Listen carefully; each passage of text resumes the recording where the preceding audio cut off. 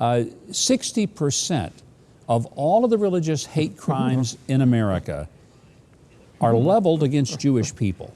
Why is there such just an epidemic of anti-Semitism?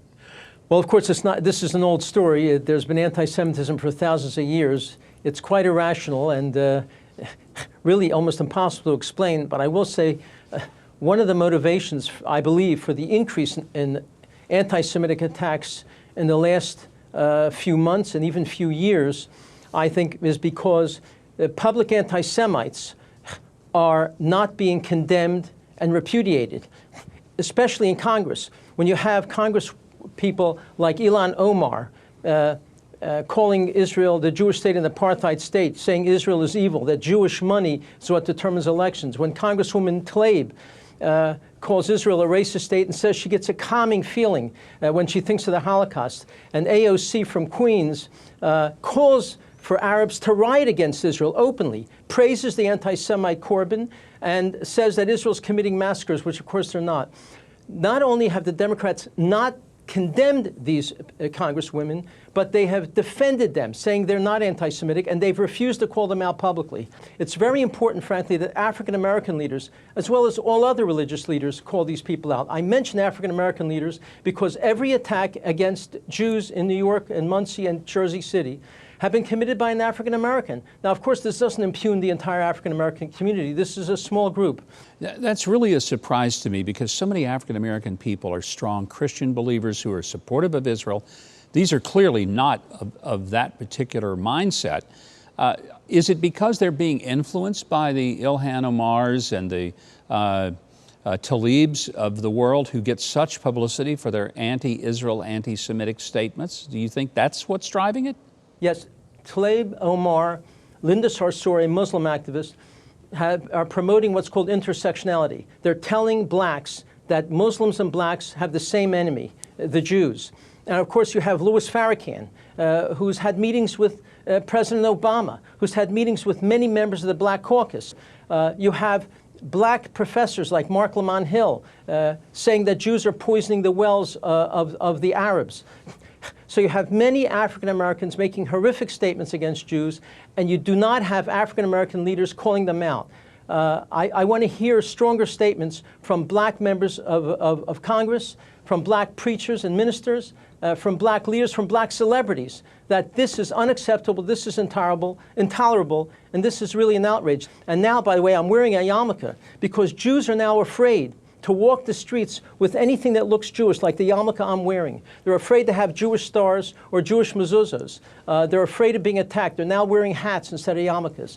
And by the way, I want to make an important quote by Paul Johnson, a very famous historian, who wrote a book called A History of the Jews. He said, one of the principal lessons of Jewish history has been that repeated verbal slanders are sooner or later followed by violent physical deeds against the Jews. And a fusion of Jewish blood follows verbal slanders. We need to have Tlaib, Omar, and AOC thrown off of every committee in Congress to make it clear there is a consequence to their bigotry, to their racism, to their anti-Semitism.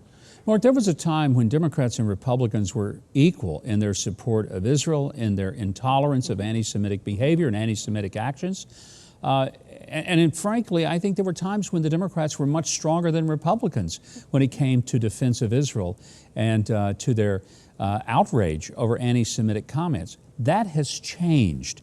How come?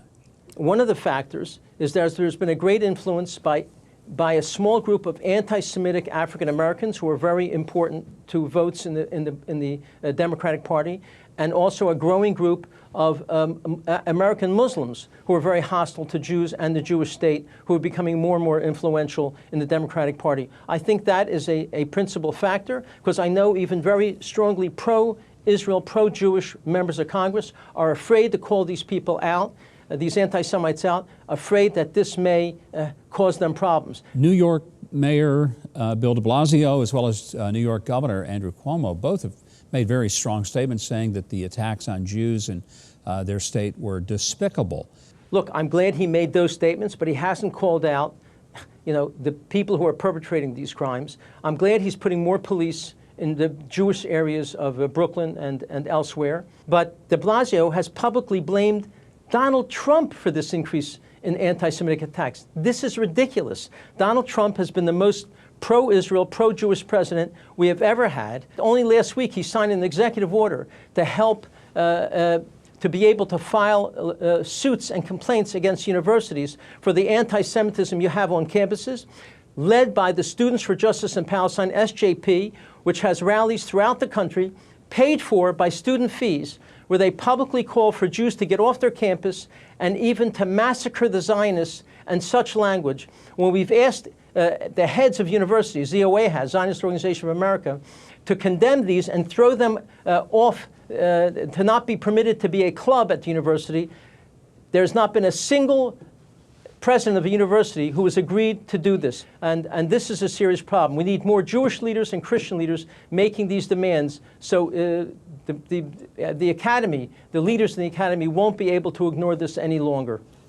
Morton Klein, thank you very much for joining me. I want to say to our audience, if you'd like to learn more about Morton Klein and the work of Zionist Organization of America, an outstanding group, you can find out what they're doing to protect the lives and rights of Jewish people, but frankly, all of the people in our country, as well as in Israel. Visit their website, zoa.org. You can also follow Morton Klein on Twitter at Morton A. Klein 7, Morton A. Klein 7.